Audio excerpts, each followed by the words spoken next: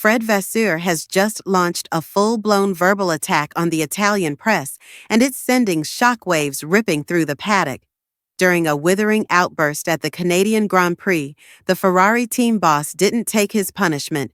With precision and venom, Vasseur lashed out at the media for being destructive, disrespectful, and, worse still maybe, completely irresponsible in their speculation about his potential sacking.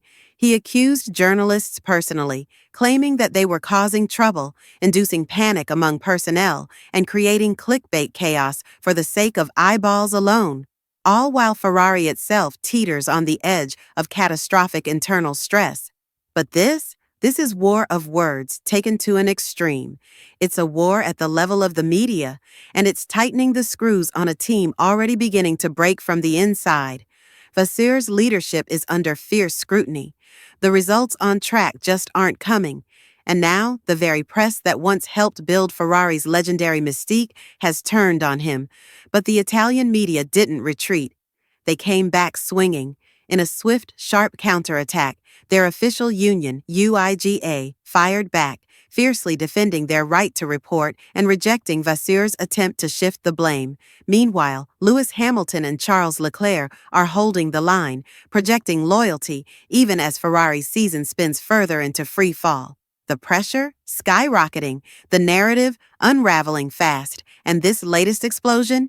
It might just be the breaking point. So, if you haven't already, like, subscribe, and see us through to the end, because what we are about to present might completely turn around your perception of the madness that is tearing Ferrari from the inside out.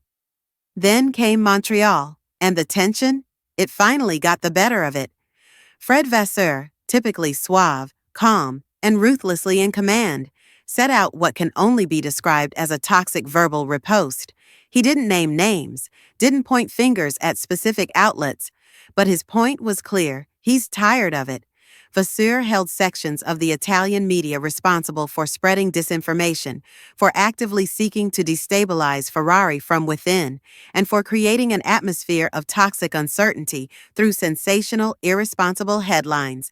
And maybe most stinging of all, he didn't accuse the stories of being false. He accused them of actively damaging. Destructive to the flesh and blood engineers, strategists, and mechanics who toiled day and night unseen in Maranello. These were not the words of a man quietly correcting the record. These were the words of a besieged team boss. He referred to a cloud over Ferrari, a cloud created by speculation of his own imminent dismissal, speculation of Christian Horner being sounded out, speculation of insurrection. A fog so thick it was paralyzing leadership and draining morale out of the very soul of the Scuderia. To Vasseur, Ferrari didn't require a quicker car. Ferrari required a break from the rumor cycle, a swig of fresh air, a chance to focus. But this was merely the beginning. What followed was a scathing response from the Italian Union of Automotive Journalists, UIGA. Their public statement was equally fervent and unyielding as Vasseur's. They unequivocally rejected the idea that his anger gave him the right to question the role of journalism. And they delivered a firm message. Journalists do not drive for Ferrari. Their job is not to protect the reputation of the team. Their duty is to uncover the truth, however unsightly it might be. They did not rule out the presence of sensationalism.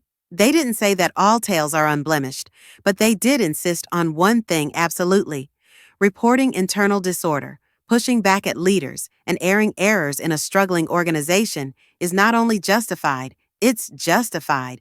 Because if everything the media said were from behind the podium, if they merely relayed corporate spin, the good stuff, the significant stuff, would ever find their way out there. And now, this feud has become the biggest off-track drama of the entire Formula One season. From Montreal to Maranello, it's all anyone can talk about. Engineers, rival teams, journalists, even drivers. Not just who's right or wrong, but what this whole firestorm says about Ferrari's mental state. Are they cracking under pressure? Is Vasseur losing control? Or is this a last defiant stand against a vicious and unfair media narrative? And what makes it even more fascinating? The silence and the loyalty of Ferrari's two drivers. Lewis Hamilton, fresh from his headline-making arrival, could have easily stayed above the chaos. He could have said, "This isn't my fight."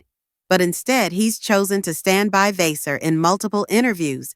He's spoken about the calm authority Vasseur brings to the garage, the strategic intelligence he sees behind the scenes, and the trust he believes the team must build, not tear down during tough times.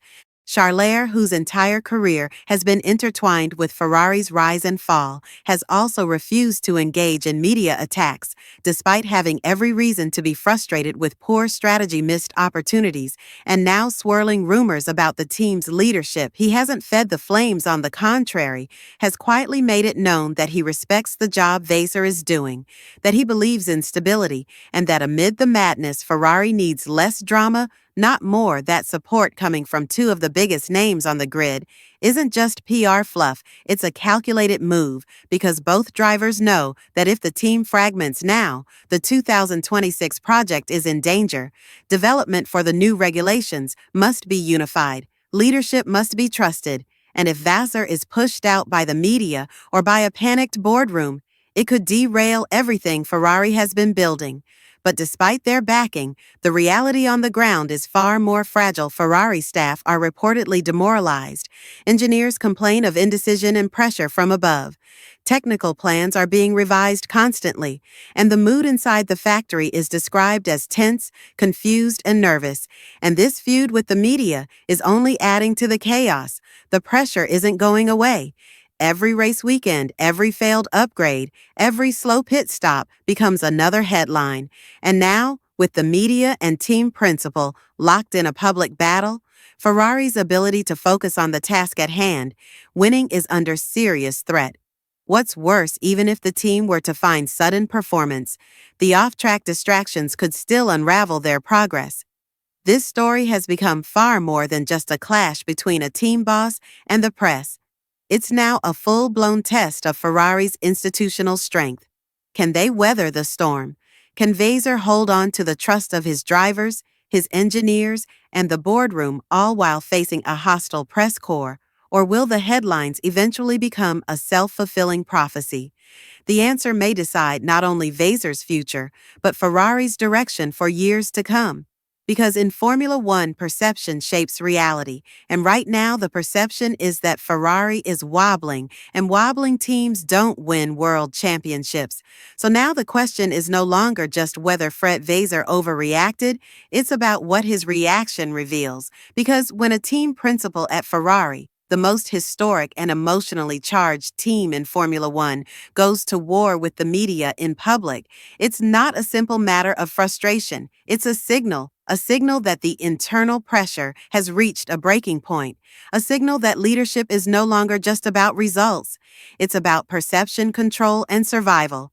And as this narrative unfolds, the implications stretch far beyond the walls of Maranello.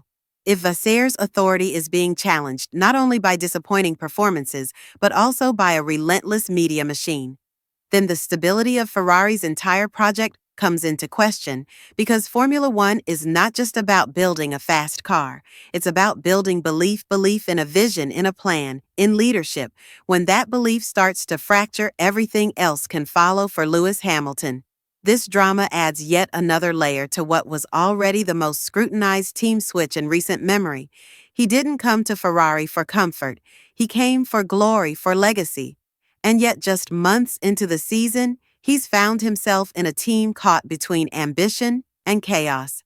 His public defense of Vasseur is not just an act of loyalty, it's a calculated effort to steady the ship, to reinforce unity, to remind everyone that championships are not won by tearing down your own house. And then there's Charles Leclerc. The Monegasque has seen the highs and lows of Ferrari more intimately than anyone. His silence on the media controversy is powerful, because it suggests a quiet understanding of what's truly at stake. This isn't about taking sides in a media dispute. It's about protecting the foundation of the team he's committed his future to. If Ferrari implodes now, everything Leclerc has fought for could be lost in the noise. But here's the uncomfortable truth. The Italian press isn't going to stop. They are relentless, passionate, and deeply embedded in the culture of Ferrari. And in many ways, they reflect the pressure of the Tifosi themselves, millions of fans desperate to see their team return to glory when Ferrari fails. It's not just a sporting disappointment, it's a national crisis, and that pressure becomes inescapable. So, where does this leave us in a moment of deep uncertainty? Vasseur remains in charge for now. Hamilton and Lair remain united for now. But behind the scenes, the storm is far from over. Every journalist in the paddock will be watching his next move. Every word will be analyzed, every rumor amplified. The tension isn't going away. It's only getting worse, and that's why this story matters so much. Because it's not just about Vasseur or Ferrari or the media. It's about what happens when pressure, expectation, and narrative collide in a team that lives under a global microscope.